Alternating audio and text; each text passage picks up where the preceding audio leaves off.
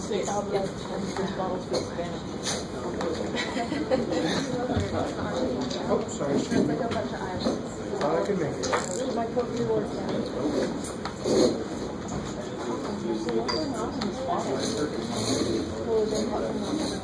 Right about right. It's really good here. Oh, wait, and I could tell they had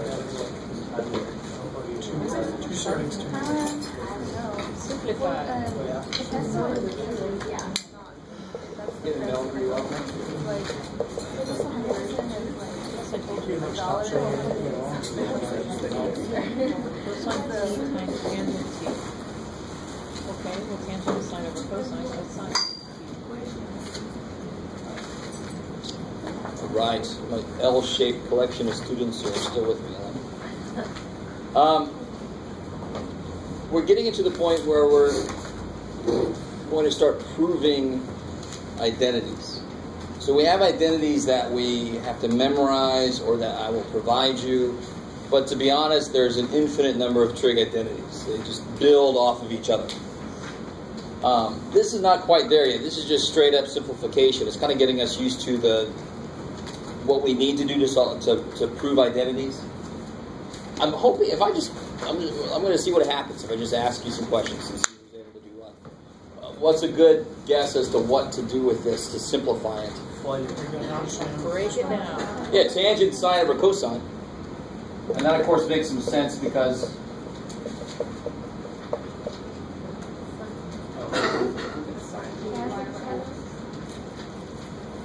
do it again, sorry? Cosine. That's been simplified. So Answer? cosine of anything times tangent of that same thing will be sine of that. So cosine 11 times tangent 11 is equal to sine 11. Cool. So that is officially like an identity, but it's not good enough to put down somewhere on paper. It's just, we know what it would be. We can simplify now.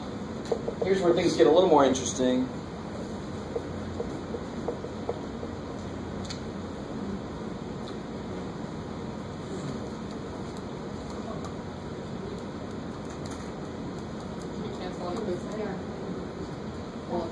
There you go, it's better. Can't cancel anything, but I can take a cosine out. If I take a cosine out, I'm left with cosine squared plus sine squared, which of course is 1. So I'm just left with cosine x. It's really funky. All this mess is just cosine. And I want you to keep in mind, as you go further and further with trigonometry, recall that all cosine, sines, all they are ratios of sides of a right triangle.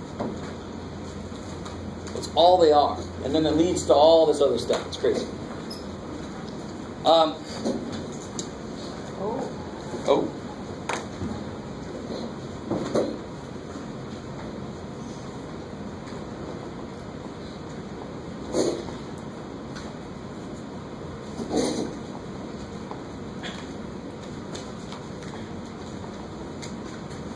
Oh, this is not even good enough to put up here, really.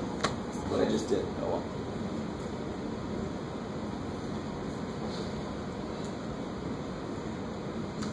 One over sine, 1 over cos, cancel each other. Dotwise. Do it again. What? Cosec, so 1 over sine, then cross sine, then sine. X And over then, y over How do you mean cosec, cross it out? y over Like x. drop to 1 over You sine. gotta be careful. Sine divided by sine cancels out, I agree with you. But sine divided by 1 over sine does not cancel. Is it 1? it's one. Yeah, it'll be 1. Sine Sine squared over plus 1 over cosine. sine plus cosine over 1 over cosine. And of course that just becomes sine squared.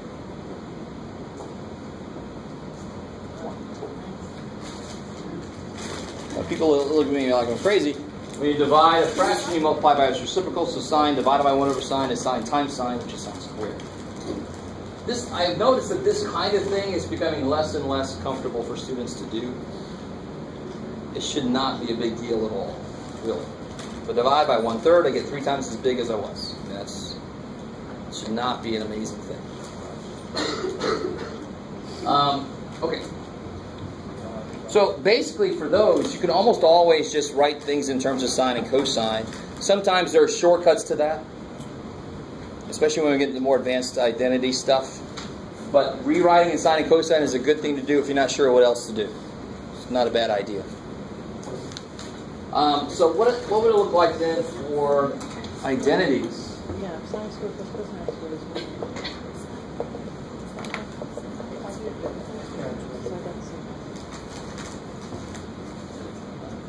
On that one, why didn't the x get squared? Isn't you actually sine of x and sine of x? No, it's sine squared x. So you're not. What's a good?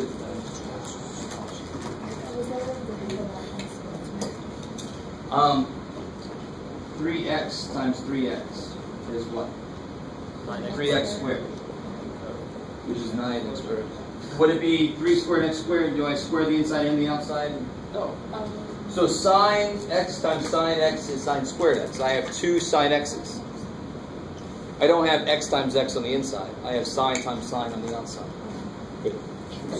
Is that cool? So identities. I had one picked out. Where'd it go? Yeah, that's not too bad.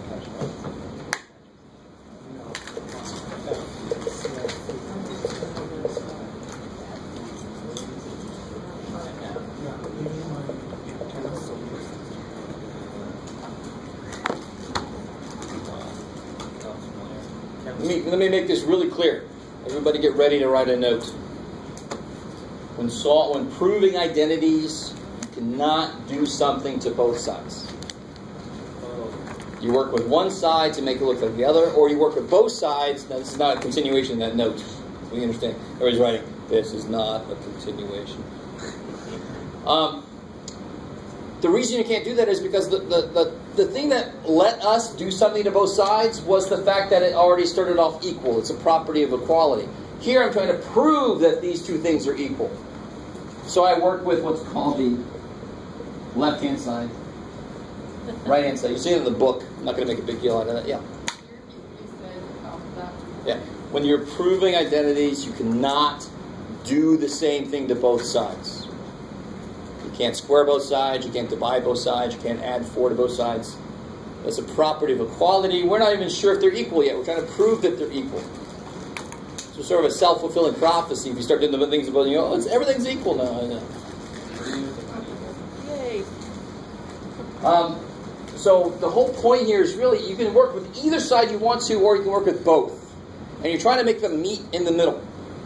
So then they would make a chain. Then you would show that that does equal that. So you can make them meet in the middle. Which side do you feel there's something you can attack, you can do something with? Left. All right, so the left side, what can we do? Sine over cosine. All right, so sine over cosine. Cosine over sine. Plus cosine over sine. Okay. Cosine over sine on the bottom. And then sine. I have a fraction plus a fraction. What do I need? LCD. Yeah. So what's the LCD going to be? Cosine and sine on the bottom. Yeah, this guy's missing a sine and this guy's missing a cosine. Yeah. Right? So multiply him by sine over sine, I get sine squared over sine theta cosine theta. Plus, multiply him by cosine, I get cosine squared over sine theta cosine theta. I'm just combining those fractions, right? And that's a general rule, really. If I see a ratio of trig stuff to a ratio of trig stuff, one thing I can do if I don't see anything else immediate is get like denominators and put them together. Because then very often it's going to lead to an identity or something's going to cancel or something. And sure enough, this is the most beautiful identity. Yeah, you get 1 over sine theta cosine theta. What's 1 over sine? Cosecant. And what's 1 over cosine? Shit. Wow. Right?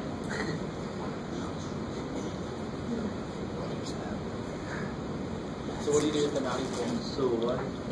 You are wrong. Because in this case, these are all known to be identities. We're just proving that they are. So you never prove. So in this case, the way they've written this, it's a known identity, and we're just proving it is an identity. So when going into these, you can rest assured that it should work. It would be a little evil there, like is this an identity? And then you're like, did I make a mistake, or is it not an identity? Oh shit! So it's better going in. It's a little less true to life, but oh well. So better going in knowing it works, and you're just trying to show that it works. Yeah. How many steps can we come up with like we're doing wrong? Like in like 3-4 steps, we can just say like, okay, It we're not. completely depends on the problem. Some problems are going to require 8-9 steps. And it also depends on the route you pick. This is a case where you try something and it doesn't lead you anywhere. So then you stop trying that and you try something else. And you have to feel a little free to play. This is one where there's not 1 or 2 examples I can give you that show you everything. There just isn't. There are identities you know that you must use to do this. There's not like, well, if you see this, you always do this. Well, I can tell you if you see fractions, you combining them normally is a good thing. Is it always a good thing? No. I can tell you, if you're not sure what the hell to do, rewrite everything in terms of sine and cosine. Is that always a good thing? No. Upper bound, lower bound. It makes me think of that upper bound and lower bound. Sorry. that was a bad time. Yeah. I'm sorry. Let's do another.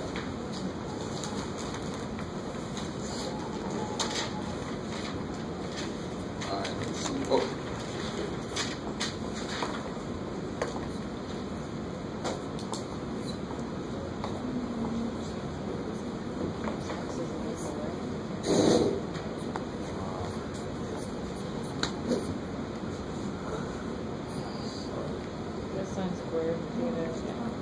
Sine 4 minus cosine 4 equals sine squared minus cosine squared.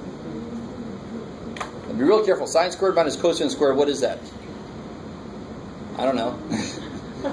So be careful about mixing up our identities. Don't get too optimistic sometimes. You don't know what that is, do you? We have no idea.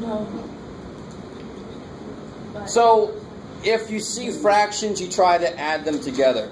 If you see something like this, see if anybody can identify. Factor it. I love it. These are factorable. Factor out the negative. And you pretty much always factor the one that's got more stuff going on. Because it might lead to this guy. Oh, Right? okay. So how do you factor S4 minus C4? A really good, if you're trying to factor trig functions, one example, one suggestion they give is to rewrite it like that. Yeah. And then it's a little easier to look at.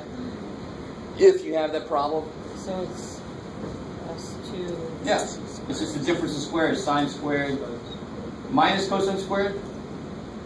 Yes. Sine squared Yeah. plus cosine squared. And of course, sine squared plus cosine squared is 1. And we're done. Oh, that's cool.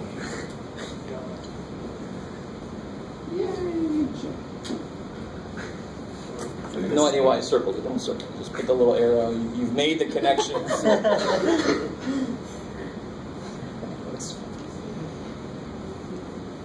And you know, that's interesting. I don't know if anybody finds that at all interesting, that the difference of the fourth powers is the same as the difference of the second powers. That's just interesting. It's weird. And we just proved that it's true. So there will be several places where you want to factor. So you guys might realize when I'm done trying to find all the different things. Here's one of my favorites. This is my, it's number 57.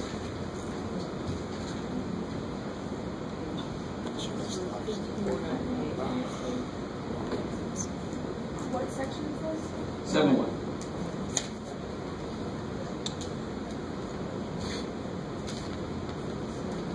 You gotta love when you can see a direct route between two things. And what do I mean by that? I see something on this side that can very easily make happen on that side. If my whole purpose is to make this, through a series of doing stuff to it, become this, if I can see something, now look here, I could make that become that very easily. And then I'm going to just play with the top until it becomes that. So I love that. Personally, that's my favorite thing. It's never in anybody's list of stuff to do. If I see something on this side, like very often you'll see like cosine x equals cosine x times tangent blah blah cosine blah. You can factor a cosine out. Well, I'm going to do that. I'm going to factor a cosine out. Then I've got that done. The inside then has to become 1. I can make something on this side the same as that side, and the rest of it should become that. Why do I know that? Because I know these are supposed to work going in. Right? you guys got what I meant. So I see this. What do I do to this side to make that happen? Sine x. Careful. Can't just square it. No, you have to times both by sine x Multiply plus top and bottom by sine x plus 1. Yeah.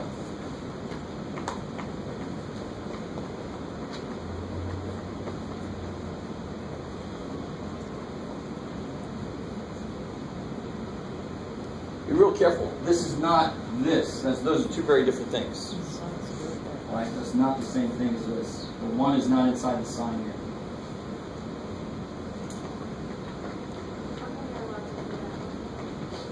I'm allowed to multiply top and bottom of a fraction by any damn thing I want to.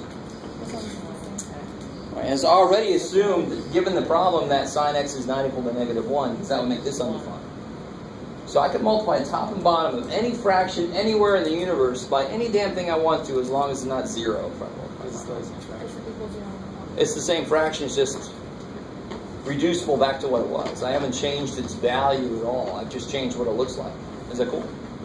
So I'm not doing something to both sides. I am trying to make both sides look the same. So sometimes that imperative, that end goal, is very direct. I make this look like that. Then the top has got to look like that eventually. So I've got the bottom is set. Let's work on the top. How does that not affect the quality of the equations if you just do something on one side? I don't know. I didn't do a damn thing to this side at all. I didn't do anything. I multiplied by 1.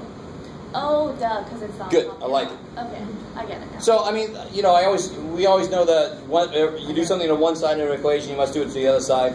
Right. Yeah. You always have to have a balancer, and when you have a fraction, the balancer is built in. Yeah, whatever you do to the top, you must also do to the bottom.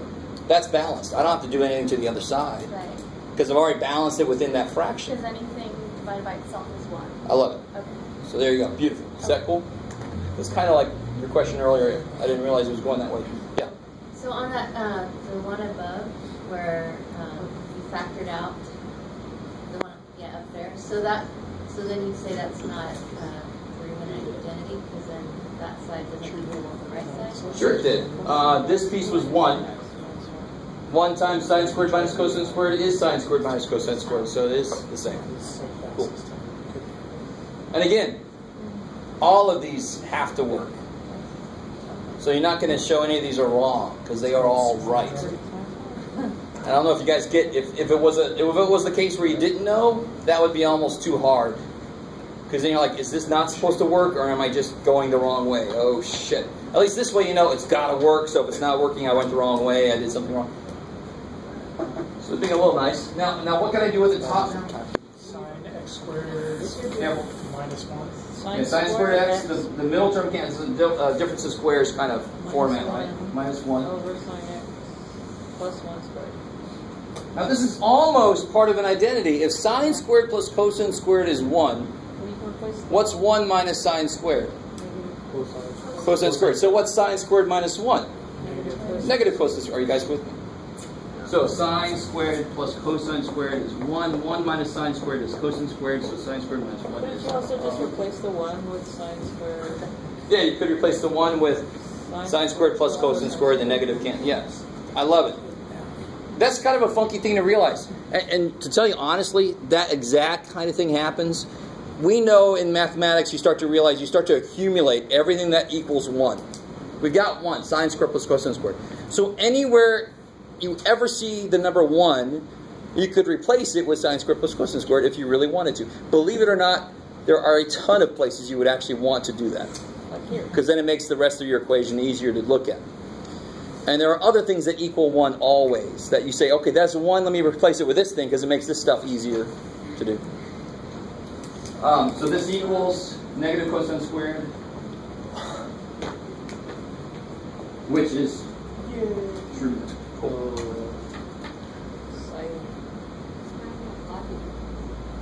I like it. All right. I'm getting a lot of memory stuff coming up. This reminds me of that. This Reminds me of my childhood. takes me back to that warm summer day in Paris.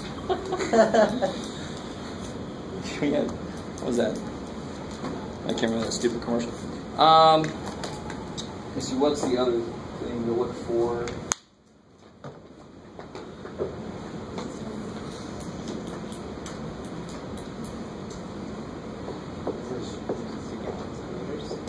Oh, this is kind of evil.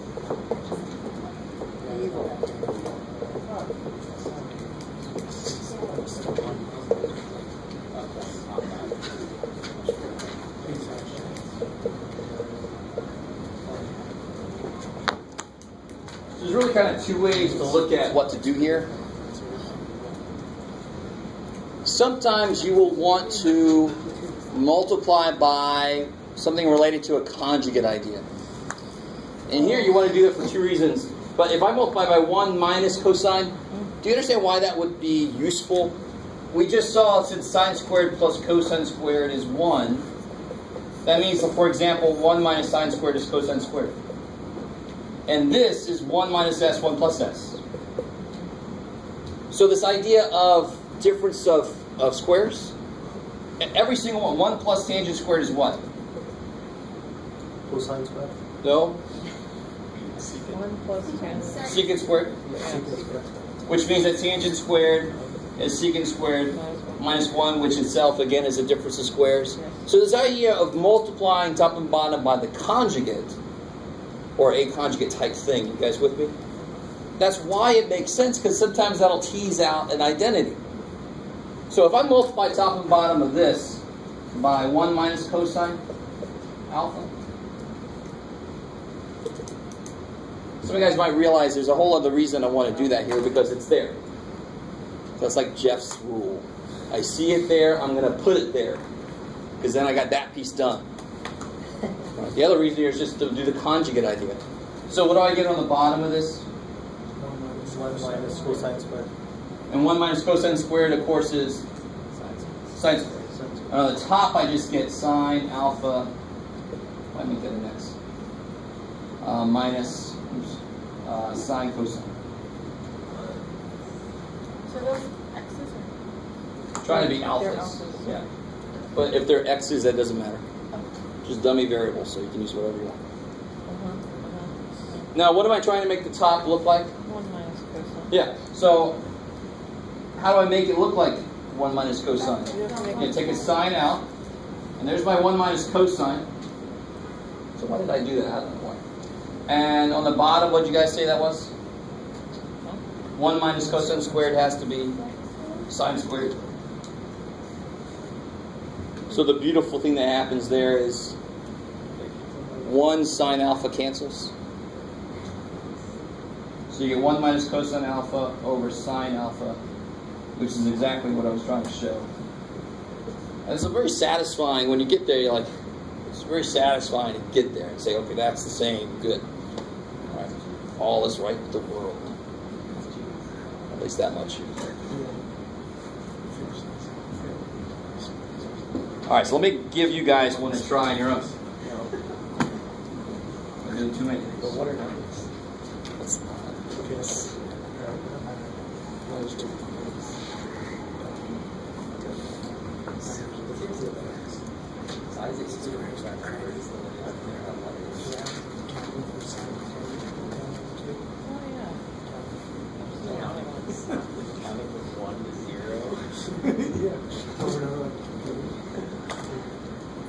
Counting from 1 to 0.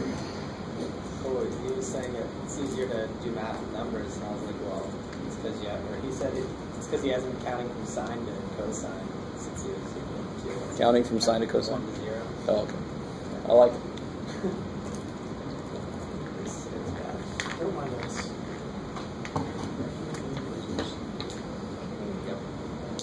Who had the time to come up with this stuff?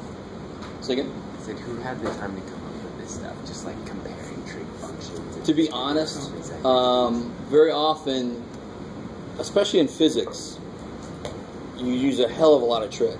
So you start writing down all these rules and these, and you take you shoot something at an angle, and the wind is coming at another angle, and you see a lot of this kind of thing where you just got to get used to simplifying the identities, because very often you don't have any actual input variables. It's just like at some angle and some wind velocity at some other angle, and you're like, oh, you got all these angles running around. So you want to know how to do this. So actually, some of these could have been plucked out of real-life situations where somebody was messing around with all these trig functions, doing something together, and they had to be able to simplify this stuff.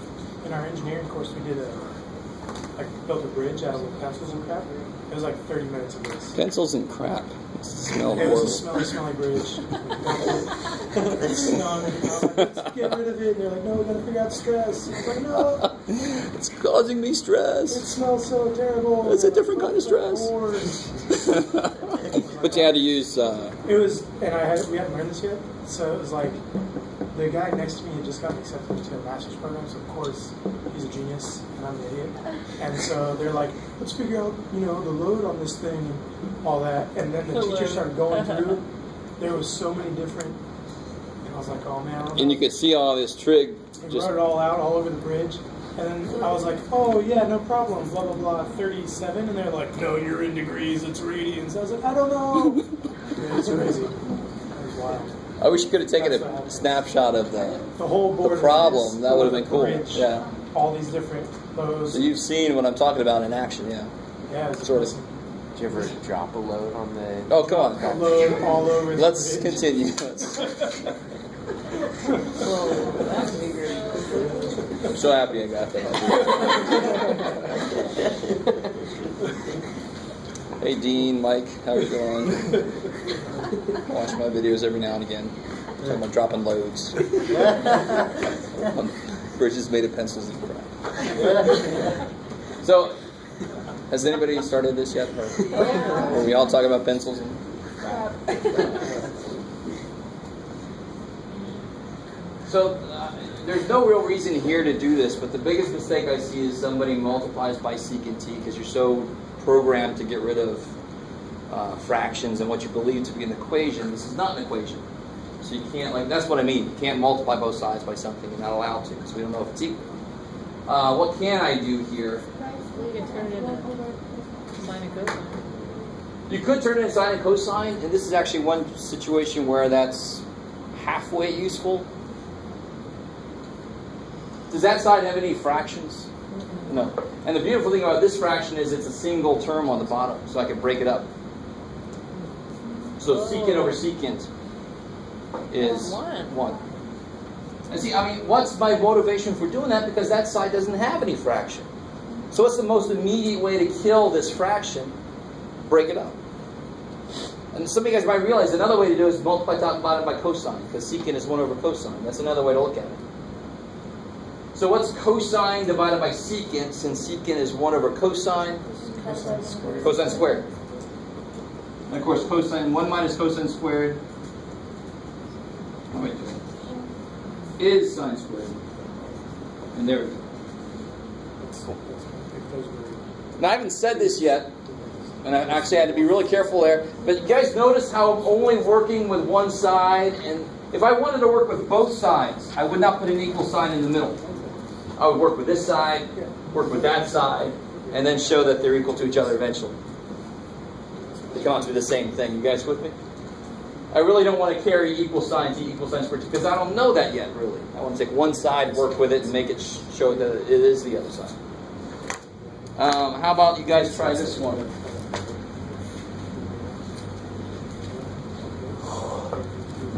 Holy crap. There's already 3.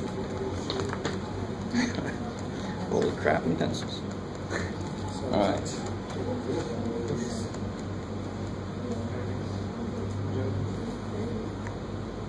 Let's see which one.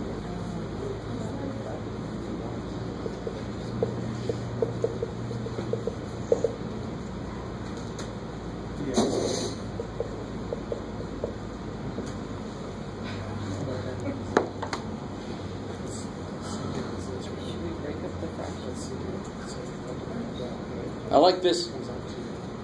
Why can you not break this fraction up? Because the bottom is not one term. It's more than one term, so I can't break this one up.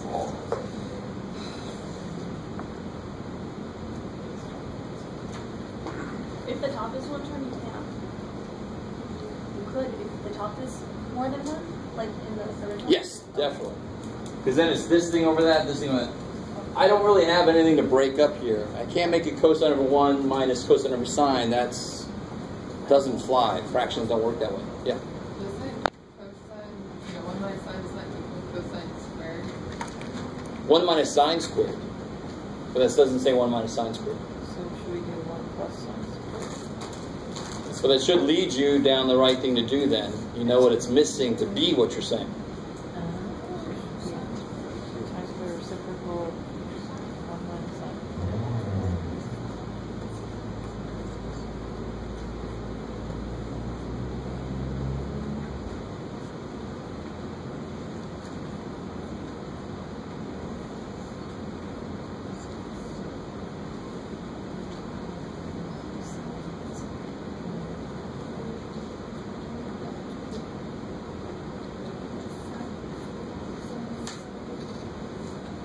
I'm going to show you something a little bit different. You don't have to do this, but I just want to show you what this would look like. What are you guys attempting here, first off? Times it by Is anybody attempting anything? 1 over 1 Just on plus the right sine. side. 1 plus sine squared. Or sine theta. Conjugate. Conjugate. I like it. Yeah, conjugate. Okay, gotcha. So, it's fine to say the right thing. It's okay. Don't. If I multiply this by the conjugate idea, it's not truly conjugate, but that idea, because it's related to a difference of squares. This is the only fraction in this whole thing. The only way I could possibly kill this is if the bottom kind of goes away somehow through an identity. And the only identities I know to do that involve 1 minus squares of things. So that's why it's my motivation is to multiply by 1 plus sine over 1 plus sine. Now I'll show you something else too on the side. If I started working with this side, what's the only real thing I could do on that side? 1 over cosine. I love it. Rewrite it in terms of sine and cosine. And you get somewhere very interesting. 1 over cosine plus Sine over sine over cosine, which is 1 plus sine over cosine. And that's another motivation of why to multiply by 1 plus sine, because I'm supposed to have 1 there. That's Jeff's simplification rule. If I'm supposed to have 1 there, I'm going to put 1 there on the other side. Just force it there. That was my personal favorite thing to do. So on the top here, what do I get? Cosine Cosine. plus sine. Yeah, I'm just going to write it like that for right now. And what do I get on the bottom? We have 1 minus sine squared, which is cosine squared. And then what beautiful thing happens there? 1 cosine cancels, and I'm there. See, so you can work with one side, you can work with the other side, and once you get them to agree, you're done. Because now you got a complete loop. So if we distributed it on the left, Stick it. if we distributed the cosine, You could, but then you have to take it back out like I actually did a minute ago. Just so you can cancel it out.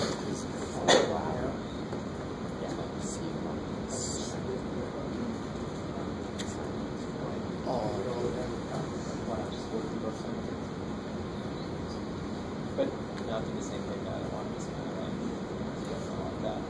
So again, Instead of just doing 1 at a time. you could work on both sides. Yeah. Definitely. Because it could be hard to know when to like stop.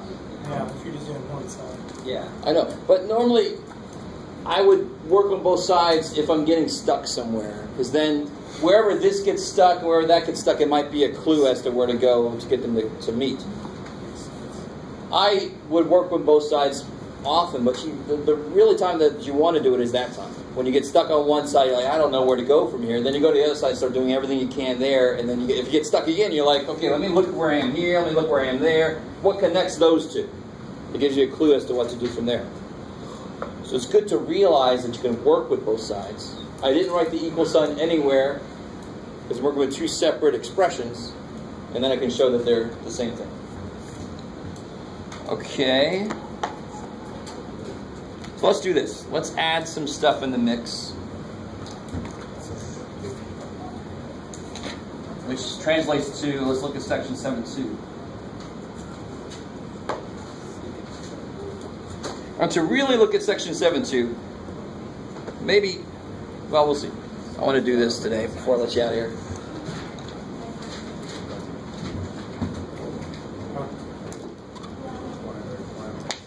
If you're just brain fried enough, Yeah. that I'll lose you within the first few seconds. But just try to stay with me. This is nothing you'll ever have to do yourself. I'm going to show you where some equations come from. And this is actually the back of your trig laws and identities. This monster. Oh yeah.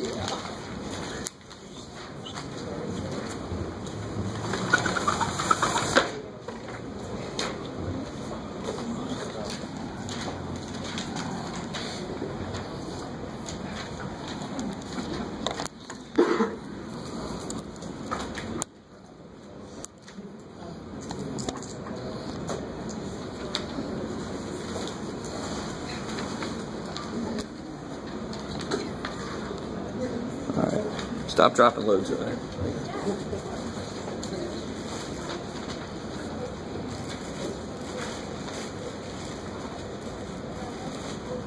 Oh crap. There we go. Now we're talking about that. I know, it's the theme, okay. Alright, so what I did here is, that's a blank version of the one that's marked all up on the back of your laws and identity sheet. Can you guys see that okay? Yeah.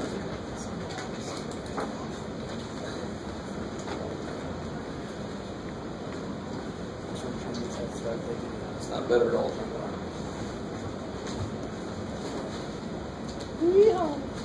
Alright, so let me put a couple things in here. This is beta, and this is alpha. So you gotta follow along with me. I'm gonna try to show you where all the parts of that came from. And again, this is nothing you're ever gonna have to do yourself. You see, this is comfortable. All right. Okay. So what's this whole thing here gonna be? If that's alpha, that's beta. This has got to be alpha plus beta. Cool. Good start. So this one, how many right triangles do I have in here to play with? I have this big one here. I have this one here. Right, that's a right angle there. I have this one there. Right? Tiny one there. This little tiny one here, yeah, if I need to. We won't need to, thank God. That's enough right triangles. There's some more. So considering that the hypotenuse is 1, a lot of this is going to be simplified because when I do divided by the hypotenuse, it's just a 1, so who cares? So this, let's do this side here of this right triangle. That's a right triangle. This angle here is beta. So what's this side going to be here? What trig function will relate this side to the hypotenuse? Cosine. Exactly. So this side is just going to be cosine beta. Let me stop there for a second. Is that cool so far? And then what about this? So let's keep talking about this right triangle. Let's get all the stuff I can about this dude. So we got one last side here. What's this side going to be here? Same way, it's going to be sine beta. Cool. So far so good. And you can kind of double check with and try to make all these make sense from where they came from. Let's talk about this guy down here because he's also a right triangle. Turn around there. There you go. He's got alpha down there. What's his hypotenuse? Cosine beta. Cosine beta. Okay. So basically, what's going to happen with that then is it's going to be a cosine beta multiplier. What I mean by that is, what would the cosine of alpha be? And we're talking about this. Let's see, which one am I talking about first off, John? Let's talk about this whole big dude here. Cosine beta, alpha, cosine.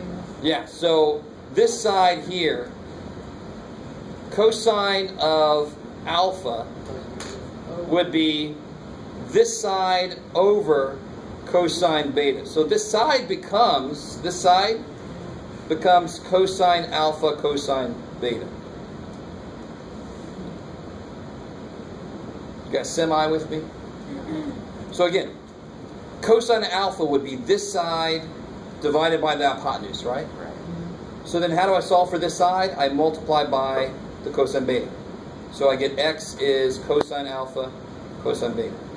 That's for this whole big triangle. We're talking about this big dude here, right? Now there's this other dude in there. Where am I at? Oh, I'm actually not going to use this little dude. What about, there's one, here's this big dude here. Right? What's this whole side here going to be? What's the angle that I'm working with in this big dude? Alpha plus beta. So then this side, he's the one that's got the one hypotenuse. Yeah. Sweet. So this side's got to be just sine alpha plus beta times 1. So that's just sine alpha plus beta. And what's this side got to be here? Cosine. Make this a little more. Of alpha plus beta. Yeah. Cosine alpha plus beta. Alright, so thank God you guys have a clean version of this. That didn't sound right, but oh well. And then what's this side got to be here? That is, let's see, sine of alpha. Yeah, sine. I'm kind of going backwards again to this big dude here because I didn't finish that out. What's this going to have to be?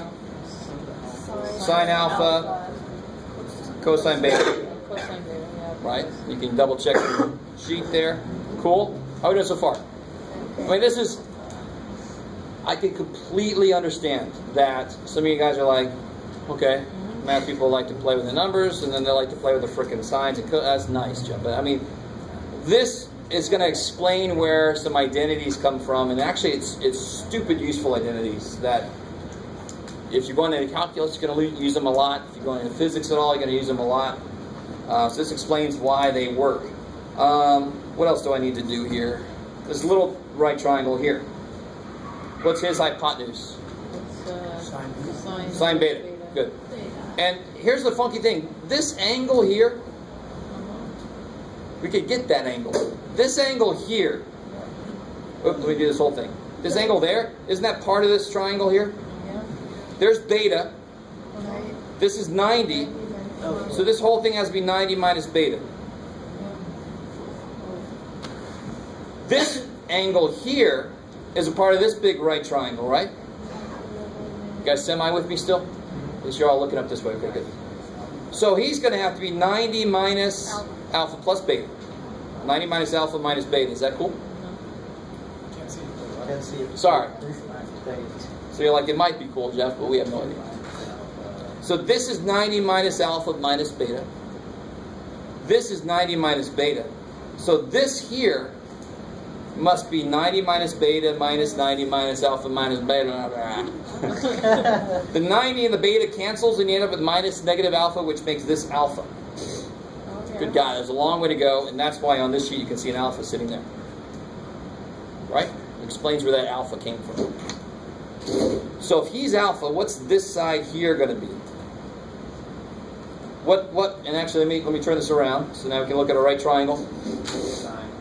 Sine alpha? Yeah, my hypotenuse is sine beta. Oh, sine alpha, sine beta. So this will be sine alpha, sine beta. Because x equals sine alpha. Cool. And then what's this side here going to be? That would be So the same idea. It's going to be cosine alpha, sine beta. yeah. The hypotenuse is still sine beta, so this will be cosine alpha. That's the angle there. Sine beta. Sine beta. Cool.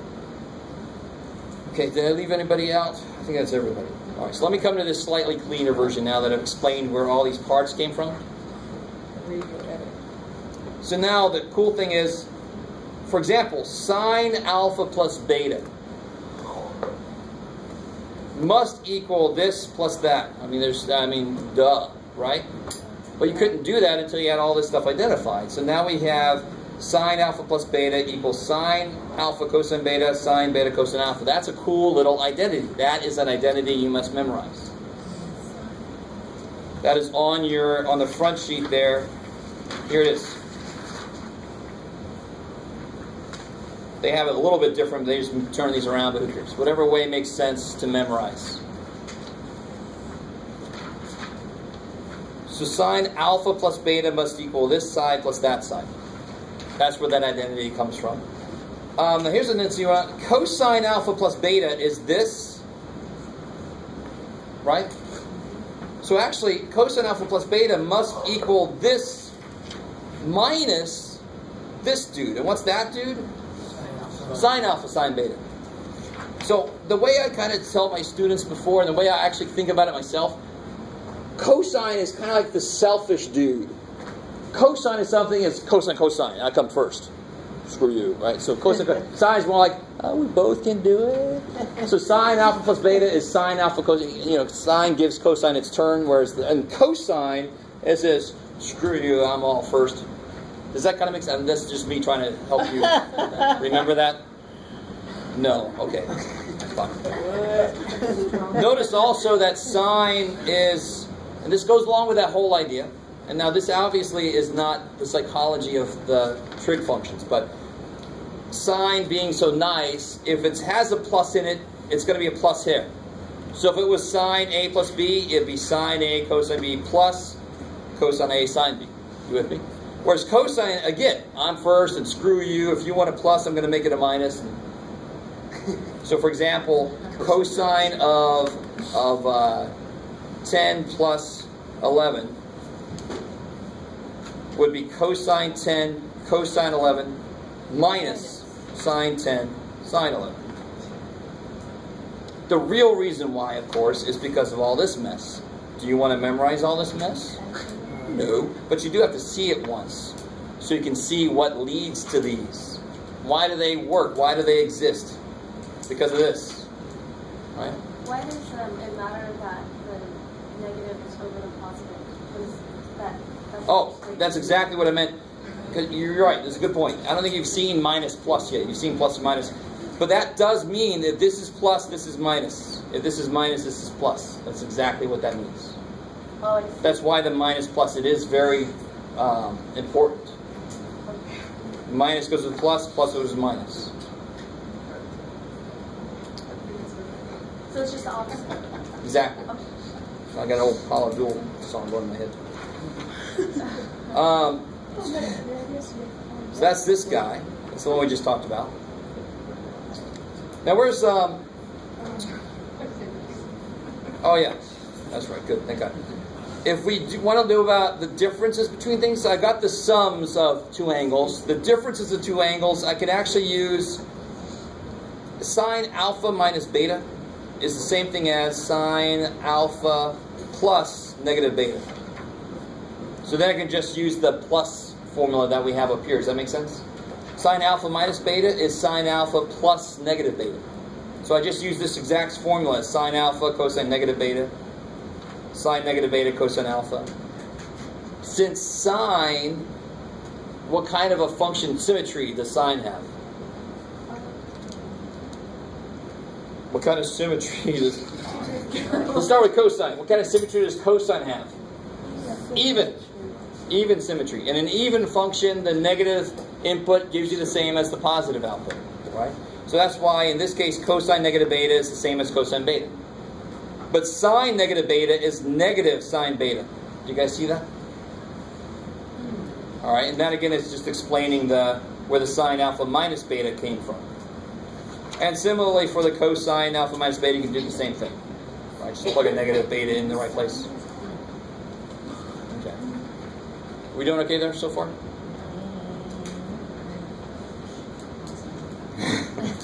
And now, this is a little bit ahead of where we officially are. But obviously, sine of 2 theta, sine of twice an angle, is really just sine of theta plus theta. And then you can just use this formula.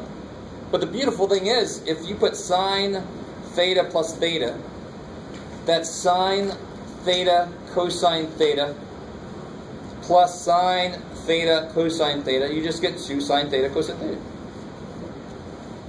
So there is what's called the double angle formula. Here we go, double angle identity. Sine of 2 theta is 2 sine theta cosine theta. That's really nice. Second? Yeah. I don't know why I wrote it again here. It's all right there. Cosine of 2 theta is a little bit freakier.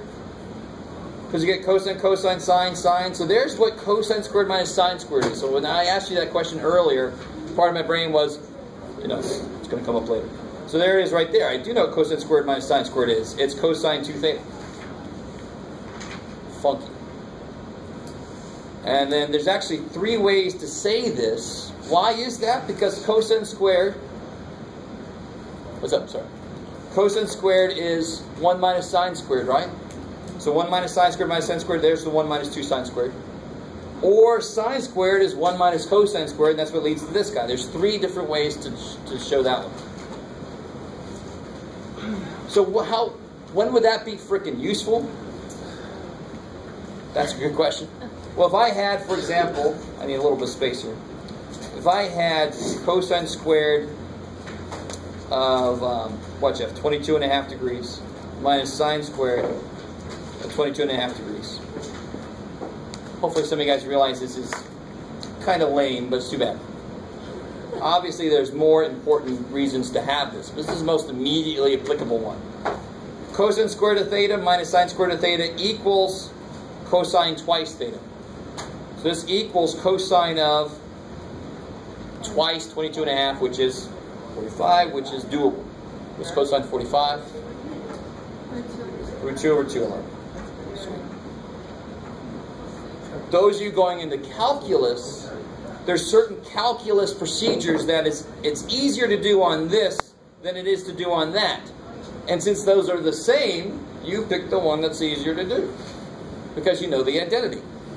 So that's another reason why some people die in certain parts of calculus is because they are not really good with their trig identities. So a lot of these problems become a lot harder than they should be. They should be easy because you just go bam, and then it's much easier. So yes, these will rear their head again. Okay. I guess I technically am letting you out early. Yeah. You lost me on the alpha. Angle alpha. Oh, here. So I got that 90 minus theta minus 90 minus alpha minus theta. Okay. Yeah. Not just the negative. Oh, I see what you're doing. You gotta be careful. When you say that, you want to take this angle, 90 minus theta. You gotta subtract 90 minus alpha minus beta. So then it's negative. Oh, you have a slip or something? Somewhere.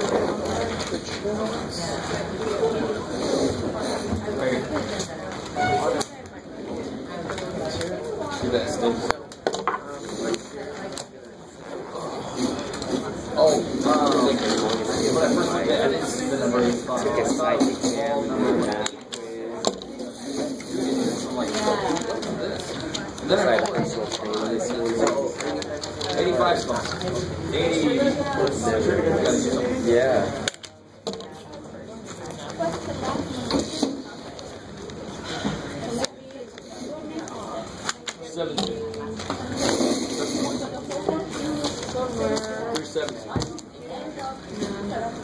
Exactly. I didn't realize I was supporting my homework. It's going to be a TLC episode now. Home recorders. Have you seen when I had the first season of King of the Nerds? It's here on CBS. King of the Nerds? I haven't seen any of that. Yeah, you should check it out. It sounds like my kind of show. Yeah, I really think you fit in. I used to watch Big Bang Theory. Big Bang Theory? Yeah. It just got... I watched the first season. I'm like, I don't want to watch this anymore. I'm like, this is going to be so awesome. This is pretty good. This is not as good. This okay. They had some really good references the first season. And then it just fell into the old... Yeah. Well, King of the Nerds is a competition. And it's exactly what it sounds like.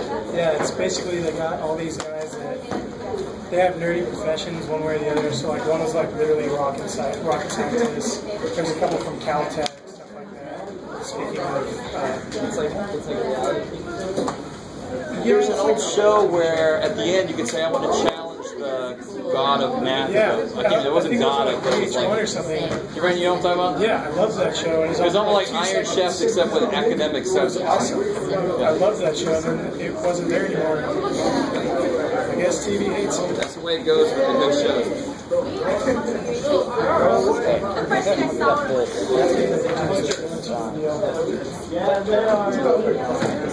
Oh, it is 100%. The tangent is signable. So I'm just working with that side by itself a little bit. I can't blame I you. work with that side, and then I saw the beat. So I'm just showing a different way you can work with both sides at once until you get to the same. You don't have to work with only one side and then they get the same as the other. You can make a meet in the middle. And this would be side. So now you've shown that equals that, which equals that, which equals that. So then you've proven that these two, because you've connected, you finished the loop. You finished the circle. So that equals that, which equals that. Oh, Yeah, because you know that this is this. yeah. And you know that this is this. Therefore, this is this and this is this. Oh, Yeah. So that you made a meet in the middle, therefore the ends must be equal. Yeah. One big chain. Yeah. Sure.